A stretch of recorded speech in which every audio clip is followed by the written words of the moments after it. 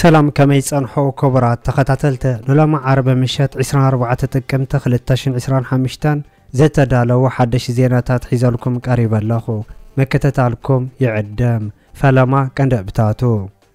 جنرال تادس ورد لوم ابزوبا دوب تግራይ ኮይኑ ዝሃቦ መግለጽን ውድብ ብልጽግና ንኣፍ ደገ ባሕሪ ዝምልከት ሎም ዝሕለፈው ውሳነ ዝምልከትን ናይ ኢትዮጵያ መንግስቲ ንመግዛእታው ዶባት ክስረዝ ዘይሕሳብ ይክትብል ኤርትራ ዘውጽአቶ ተሪር መግለጽ ዝምልከትን ኤርትራ ካብ ፖሊዮ ሓራ ምዃና ከም ዝተገለጸን ኣብ ክልል ኦሮሚያ ሎም ዝተኻየደ ኣድማን ኣሜሪካን ካናዳን ንግዳዊ ንጥፈታት ከም ዘቋረጻን ዝብሎም ካልእ ዝሕብር ዝርዝር ዜናታት ሒዝናልኩም ቀሪብና ኣለና نچانلنا سبسكرايب بمقبار كسب مودة تختكاتلونا بخبر نعدمكم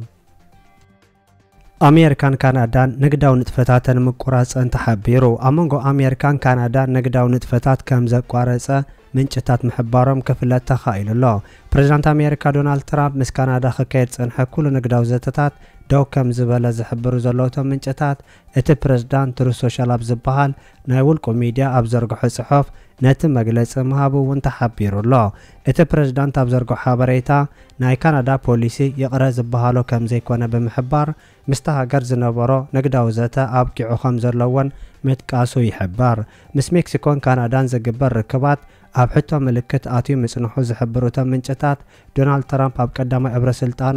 ምስተን ሃገራት ዝፈጸሙ ግብርናይ ሙሳኽ ስጉምተ ኣዘራራቢ ኮይኑ ምጽንሑ ሓቢሮም ኣለው ኣብ ካናዳ ንዝኣቱ ኣቕሓት 35 ሚእታዊት ቀረጽ ኣምቢሮ ምጽንሑ ዝግለጽ ትራምፕ መንግስቲ ካናዳ ኣብ ዝሓለፈ ሰሞን ኣብ ዘርግሖ መዋዕውዕ ናይ ፕሬዝዳንት ኣሜሪካ ነበር ረጋን ዘድንቕ ምስልታት መዘርግሑወን ተፈሊጡ ኣሎ ببانديرا أمريكا استسلما ماشيناتن زر أسأل دمس ريغان زتقالل فيديو مزرقو بحكام زي بلو زحبر ترامب ات مجلستات نبوليستات منجست ترامب بحتو ملكت زأتو مخانوان تاقاليسو الله أبشحن شعاتم إتن سامانين شوعاتن ناي أمريكا برزدان نبر ريغان ننقدز ملكت زهابو مجلسة مس ناي دونالد ترامب زرات مخانو زحبروتا منجتات برزدان نبر ريغان مجلسيو ناي وسا قرص معباين موساخن أرلاي كام زي كوانا زملكت مخانو يحبار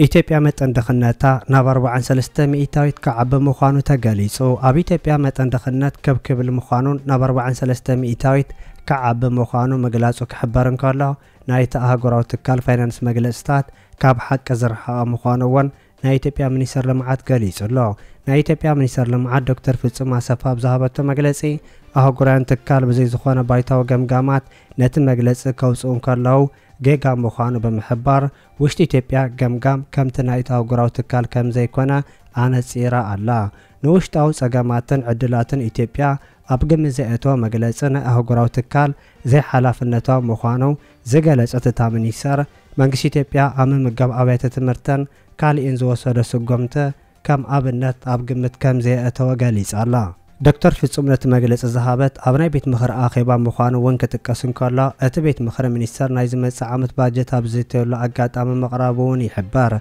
أتا منيسر إثيوبيا بأنصارو أبسرد لو تم مزقابا كحبرن كارلا أبز عامت نايسر نتفتات بسسان 500 كم زيادة مجلسة كاب سرد وركب بون حال إلكتريك تريتون كاب تستحسب التوات كم ترخب قاليس الله ناي أفريكا موديل حانسيسو ميسرحو خمزلو زيت قصة تامنيسر ناي 10 عامت موديل كاتقبرو أبقعزو كمزلو كتانسرن كالا نصر علامة حيزم يقعزو خمزلو ونقاليس الله بانك عالم زيت كاملو ناي دخنت معيرة كاميزان زوص مخانو زحبرت تامنيسر بانك عالم نمسمر دخنت نمحساب زيت كاملو أما عالت $3 آتو مخانون إذا أقبها بزه مسنا إثيوبيا حبرة السب زي سانا مخانو قاليس الله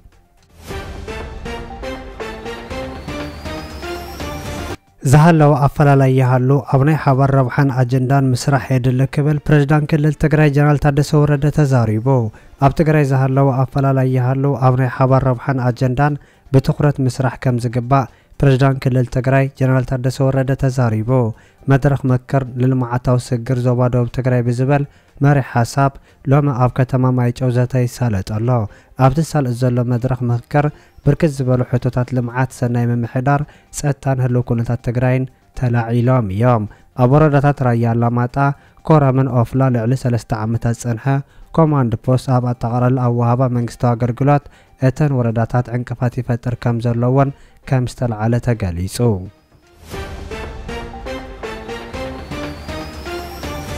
ኣብ ክልል ኦሮሚያ ኣድማ ምኽፋቱ ተገሊጹ። ኣብ ክልል ኦሮሚያ ኢትዮጵያ ኣድማ ከም ዝተለዓለ ናይቲ ከባቢ ምንጭታት ሓቢሮም። ኣብቲ ኣድማ ኣንጻር ፌደራል መንግስቲ ኢትዮጵያ ዝቐንዐ ሕቶታት ምልዓልዎን ዝሕብሩቶም ምንጭታት እቲ ኣድማ ካብ ዘይፍትሓውነት መንግስቲ ፌደራል ኢትዮጵያ ዝተለዓለ ምዃኑ እውን ገሊጾም ኣለዉ። ኣብ ኦሮሞ ኣንጻር ስርዓት ብልጽግና ዝቐንዐ ተቃውሞታት ክካየድ እዚ ናይ ፈለማ ከም ዘይኮነን ዕጥቃዊ ቃልሲ ዘካየዱ ወገናት ኣብቲ ከባቢ ብብዝሒ ዝረኣዩ ምዃኖምን እቶም ምንጭታት ይሕብሩ።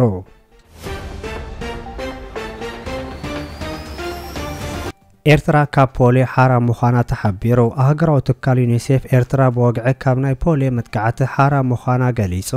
ኤርትራ ኣብ ምርግጋጽ ካብ ፖሊዮ ናጻ ዝኾነ ጥዑይ ሕብረተሰብ ልዑል ጻዕሪ ምግባራን ኣብ መወዳእታ እውን ከም ዝተዓወተትሉ እውን እቲ ናይ ውድብ ሕብራት ሃገራት ትካል ነጺሩሎ። ንዓመታት ኣብ ኤርትራ ብፖሊዮ ዝሳቐ ሰብ ከም ዘይተረኣየ ዝጠቅስ ዩኒሴፍ ብፍላይ ኣብ ቆልዑን ህፃናትን ዝኾነ ተርእዮ ከም ዘይተረኣየን እዚ እውን ዓብ ስጉምቲ ንቕድሚት ምዃኑ ወሲኹ ገሊጹሎ።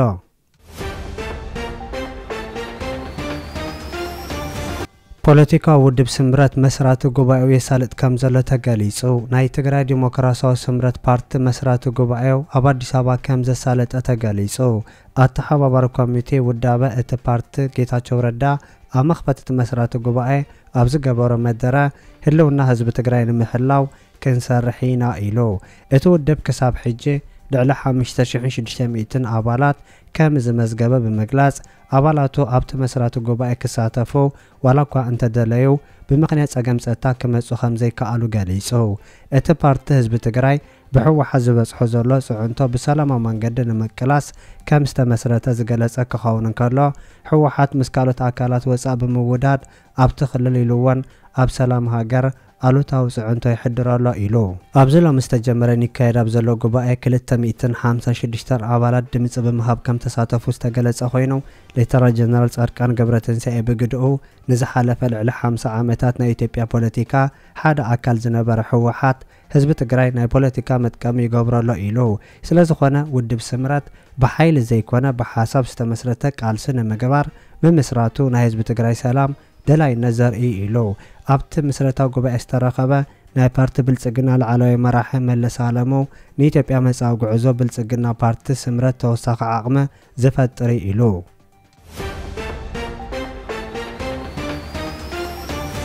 ናይ ኢትዮጵያ መንግስቲ ንመግዛእታዊ ዶባት ክስርዝ ዘይሕሰብ ምዃኑ ሚኒስትር የማነ ገሊጹ። ናይ ኢትዮጵያ መንግስቲ መግለጽታት በብእዋኑ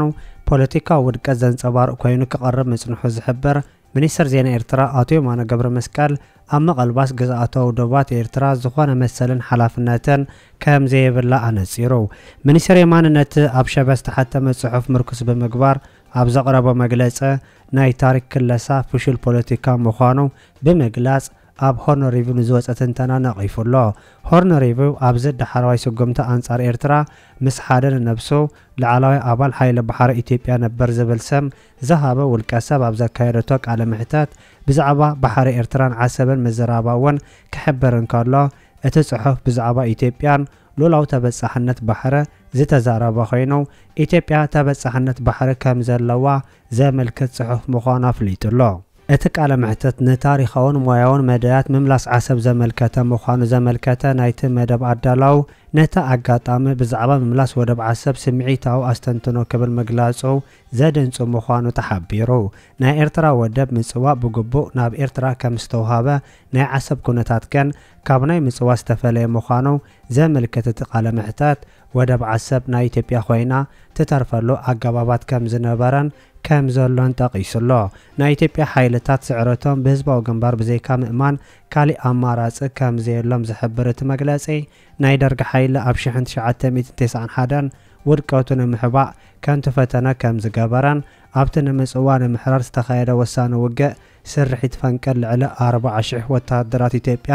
መቕታሎም ምራኸምን እቲ መግለጺ ኣዘኻኺሩ ኣሎ። ኣብቲ ቃለ ምሕተት እቲ መኮነን ዘቕረቦ ካልእ ዘድንጹ ሓሶት ከም ዝነበረ ዝገለጸ እቲ ሻዕብያ ጽሑፍ ኣብ ታሪኻዊ ቅርጽን ካርታ ናይ ዓሰብ ካርታ ካብ ብሕጂ ዘለዎ ደቡብ ኤርትራ ወጻእ ከም ዝነበረ ዘመልክት ምዃኑ ተሓቢሩ ኣሎ። ኤርትራ ትኹን ዓሰብ ኣካል ኢትዮጵያ ምንባረን እውን ዘመልክት እቲ ምሕተት ካልእ ዝዓበየ ታሪኻዊ ጌጋኡ ብዛዕባ 1952 ዝተመስረተ ፌደሬሽን ኤርትራን ኢትዮጵያን ምዃኑ እውን ዘመልክት እቲ መግለጺ በቲ ግዜ ኤርትራን ኢትዮጵያን እናተንዶባት ዘለዋን ብፌደሬሽን ዝተቃረና ምንባረን ጠቒሱ ዓሰብ ኤርትራ ሓራ ክትወፅእ ከላ ኣካላ ኣይነበረትን ዝብል መግለጺ እውን ዘቐረበ እቲ ናይ ሆንሪቭ ምሕተት መላእ ኤርትራ ኣብ 1991 ግንቦት ምሕራሩን ዓሰብ ከዓ ድሕሪ ኣስመራ ድሕሪ ሓደ መዓልቲ ሓራ ምውፃኣ እቲ ናይ ኤርትራ መግለጺ ሓቢሩ ኣሎ።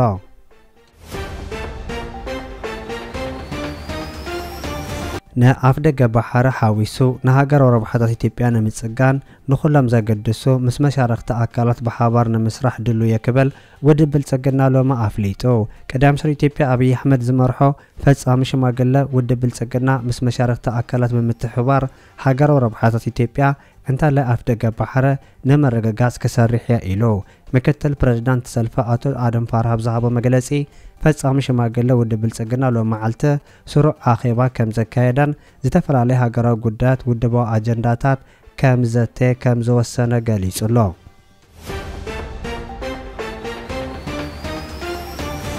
ክቡራት ተኸታተልቲ ንሎም ዝተዳለወ ዜና ነዚ ይመስል። ኣብ ዝቕጽሉ ዝፍነው ዜናታት በቐዳምነት ክበጽሐኩም ሳብስክራይብ ዘይገበርኩም ሳብስክራይብ ንኽትገብሩ ብኸብሪ ንዕድመኩም።